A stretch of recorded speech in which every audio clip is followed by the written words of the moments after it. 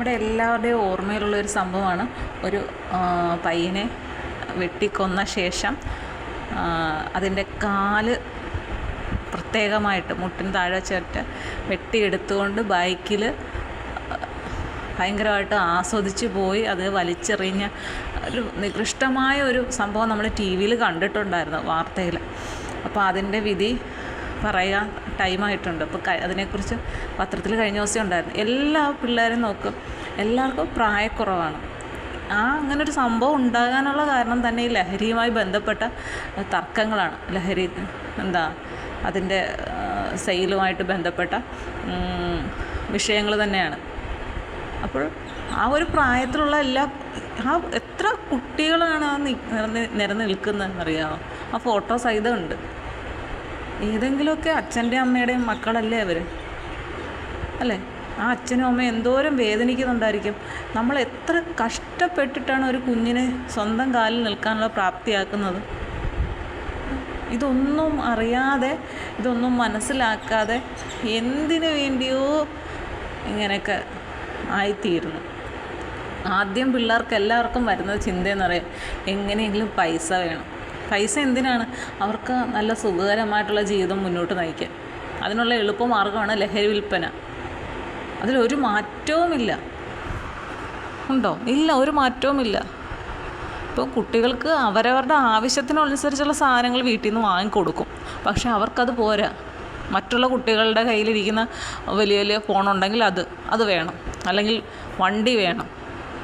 ഇങ്ങനെ ഓരോരോ കാര്യങ്ങളും പറഞ്ഞ് വീട്ടുകാരെ ശല്യം ചെയ്യുക. അവർ വാങ്ങിക്കൊടുക്കുന്നില്ലെങ്കിൽ പിന്നെന്താണ്, സ്വന്തമായിട്ട് അതിനുള്ള പണം കണ്ടെത്തും. നമ്മുടെ സ്വന്തം കുട്ടി അവൻ്റെ സ്വഭാവത്തിൽ വ്യത്യാസം തോന്നിയാൽ നമ്മളതിനെ ശ്രദ്ധിക്കണം. അവൻ വരുമാനമില്ല, അവന് ജോലി ഇല്ലാത്ത സമയത്തും അവൻ്റെ കയ്യിലൊരു ഫോൺ ഇരുന്നാൽ ഇത് എവിടെ നിന്ന് ഫോൺ വന്നു? സ്കൂളിൽ വിട്ടാൽ ഇത്ര സമയത്തുള്ളിൽ എന്തുകൊണ്ട് വരുന്നില്ല? നിങ്ങൾ ആ ചെറുപ്രായത്തിൽ ചിലപ്പം അങ്ങനെയൊക്കെ ചോദിച്ചു കഴിഞ്ഞാൽ അവൻ വല്ല കടുങ്കയും ചെയ്താലോ എന്ന് വിചാരിച്ച് നിങ്ങൾ തിരക്കാതിരുന്നു കഴിഞ്ഞാൽ എന്ത് സംഭവിക്കും? ഇതേപോലെയുള്ള ഒരുപാട് പ്രശ്നങ്ങളിൽ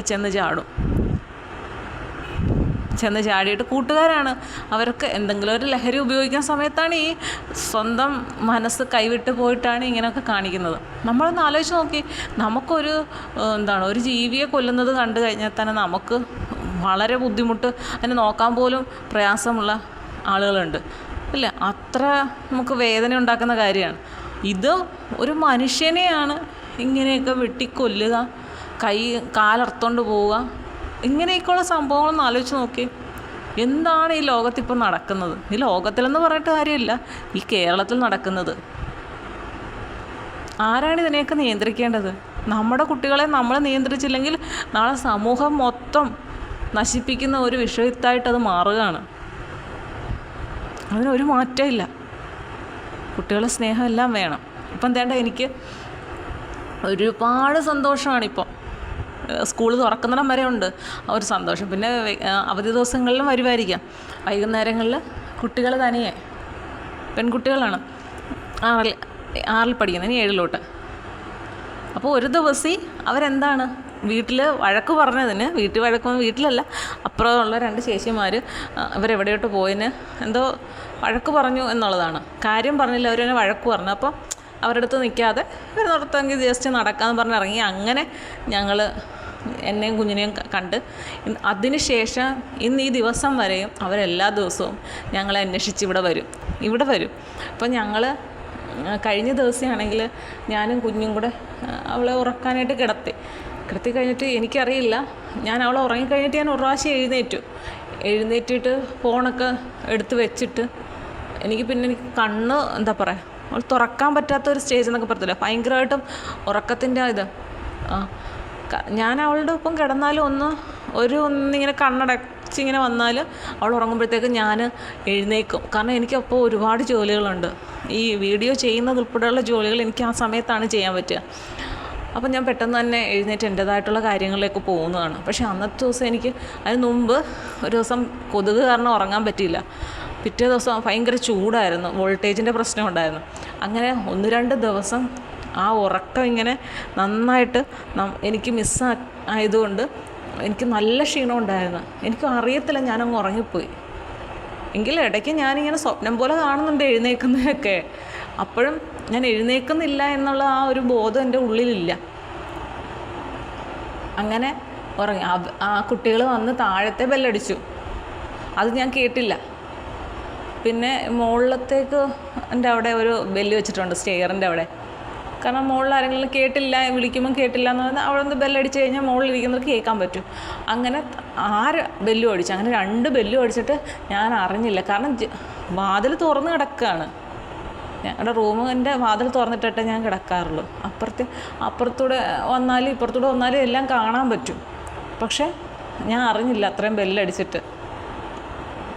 അപ്പം ഞങ്ങൾ വൈകുന്നേരം ആയപ്പം കുഞ്ഞിനെ എഴുന്നേറ്റ് അവൾക്ക് കഴിക്കാനൊക്കെ കൊടുത്തു കഴിഞ്ഞിട്ട് അപ്പോഴും ഒരു സംഭവം എന്ന് വെച്ച് കഴിഞ്ഞാൽ കുഞ്ഞ് എഴുന്നേറ്റു. അവളെൻ്റെ അടുത്ത് എഴുന്നേറ്റിട്ട് എന്നോട് ഒന്ന് പറയുന്നപ്പോഴും എനിക്ക് ആ ഒരു എന്താ പറയുക, ഉറക്കത്തിൻ്റെ ആ ഒരു തലച്ചോറിൽ നിന്ന് അങ്ങോട്ട് വിട്ടു പോകാത്തതുകൊണ്ട് എനിക്ക് വീണ്ടും ഉറങ്ങണമെന്നുള്ള ആ ടെൻഡൻസി എനിക്ക് ശരിക്കും ഫീൽ ചെയ്തു. പിന്നെ ഞാൻ ഇതെന്ത് പറ്റും, അപ്പോൾ എൻ്റെ ശരീരത്തിന് അത്രയധികം ക്ഷീണമുണ്ട്, എൻ്റെ തലച്ചോറ് അത് ആഗ്രഹിക്കുന്നുണ്ട് അല്ലേ. അപ്പം നമ്മൾ ഉറങ്ങുമ്പോഴാണ് തലച്ചോറ് ഏറ്റവും കൂടുതൽ വർക്ക് ചെയ്യുന്നത്, അതിൻ്റേതായിട്ടുള്ള പ്രവർത്തനങ്ങൾ നടത്തുന്നത് ആ സമയത്താണ്. അപ്പോൾ അത്ര പ്രവർത്തനങ്ങൾ വെയിറ്റിങ്ങിലായിരുന്നു. ഞാൻ ഉറങ്ങാൻ വേണ്ടിയിട്ട് തലച്ചോറ് കാത്തിരിക്കുകയായിരുന്നു എന്നൊക്കെ ഞാൻ ചിന്തിച്ചു. പക്ഷേ എണീറ്റല്ലേ പറ്റത്തുള്ളൂ. പിന്നെ അപ്പം അങ്ങനെ വന്ന് താഴെ വന്ന് ഫുഡ് കൊടുത്തുകൊണ്ടിരുന്ന സമയത്ത് കുട്ടികൾ വന്നു.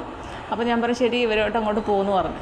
പിന്നിപ്പം ഞാൻ എന്ത് ചെയ്യാം, അവൾക്കൊരു ബോളുണ്ട്, ആ ബോളെടുത്ത് കിറ്റിലിട്ട് ഞാൻ ആ ബോളുമായിട്ട് പുറകെ പോകും. അപ്പം ഒരു ദിവസം ഞങ്ങളങ്ങനെ അവിടെ എല്ലാവരുമായിട്ടിരുന്ന് അപ്പം കുട്ടികൾക്ക്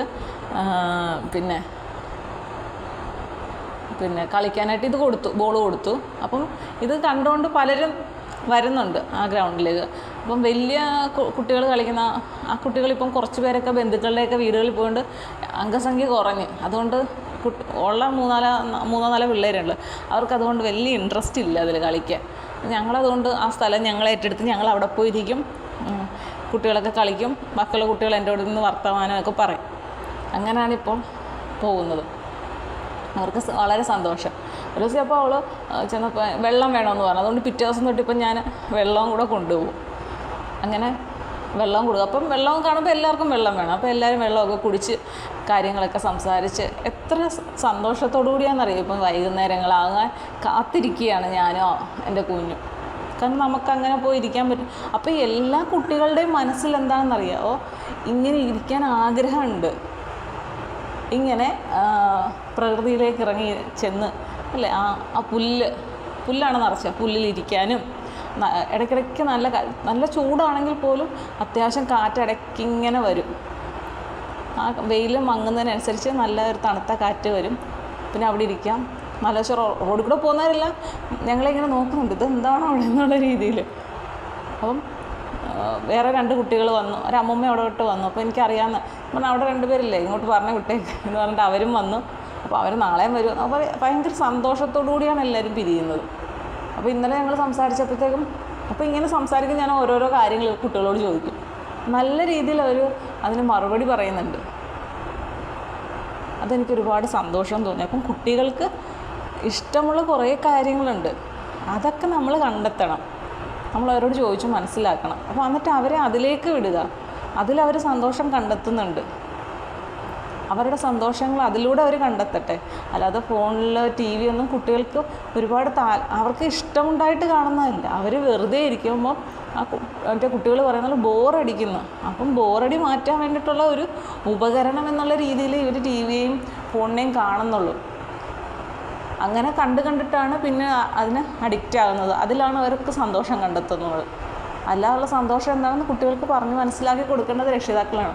അതിൽ ഇത്രയും ദിവസം വന്നിട്ട് ഞാൻ പറഞ്ഞു വീട്ടിലൊക്കെ പറഞ്ഞു, ഞാൻ ഇങ്ങോട്ട് വരുന്ന വീട്ടിലൊന്നും ഒരു പ്രശ്നമില്ല, നമ്മളൊക്കെ അറിയാവുന്ന ആളുകളായതുകൊണ്ട് അവർക്കതിന് പ്രശ്നം കാണില്ലായിരിക്കും. അപ്പോൾ അങ്ങനെയും കുട്ടികളുടെ മനസ്സിനെ നമുക്ക് എന്ത് ചെയ്യാം, മാറ്റിയെടുക്കാം. ചിന്താഗതികളിൽ അങ്ങനെ മാറ്റിയെടുത്ത് വന്നു കഴിഞ്ഞാൽ എന്താ, നല്ലൊരു തലമുറയാണ് ഇനി നിൽക്കുന്നത്. നല്ല പഴയ കുട്ടികളെ പോലൊന്നും അല്ല ഇവർ. ഇന്നത്തെ കുട്ടികളുടെയൊക്കെ ചിന്താഗതിയൊക്കെ വളരെ വ്യത്യസ്തമാണ്. അതിനെക്കുറിച്ചൊക്കെ ഞാൻ വീഡിയോ എന്തായാലും ചെയ്യും. കാരണം ഈ കേൾക്കുന്ന എല്ലാവർക്കും അത് പ്രയോജനം ചെയ്യുമെന്നുള്ള കാര്യം 100% ഉറപ്പാണ്. അതുകൊണ്ട് അവരോട് ഓരോ ദിവസവും ഞാൻ ഓരോ കാര്യങ്ങൾ ചോദിക്കുന്നുണ്ട്. അതിൽ നിന്ന് എല്ലാ കുട്ടികളുടെയും മനസ്സിലുള്ള ആശയങ്ങൾ എനിക്ക് കിട്ടും. ആ കിട്ടുന്നത് ഞാൻ നിങ്ങളുമായിട്ട് പങ്കുവയ്ക്കുകയും ചെയ്യും. ഓക്കെ.